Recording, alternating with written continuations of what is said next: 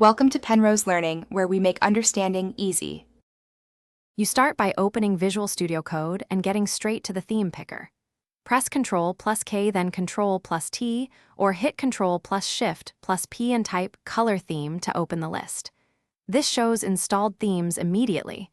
Once done, you can preview choices without committing. Make sure extensions can update so new themes install cleanly. If you plan to install a new theme, leave the marketplace available and be ready to click Install when a preferred theme appears.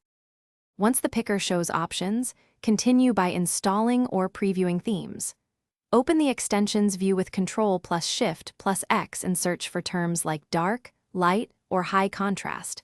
Click Install on a promising entry. After installation, use Enable or the Preview action to cycle variants and observe how editors, panels, and terminals change. Make sure to check syntax highlighting and UI contrast in your active files so the theme works with your extensions. If a theme has multiple variants, try each one to find the best fit. To finalize, customize small details and handle problems quickly. Open Settings, Ctrl+, and search Workbench, Color Customizations or Open Settings. JSON to override specific UI or token colors. This explains why some elements look different and lets you fix them.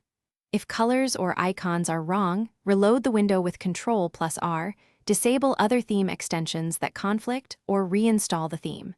Make sure to backup settings. JSON so you can revert. This prevents losing a working configuration if an edit breaks your layout.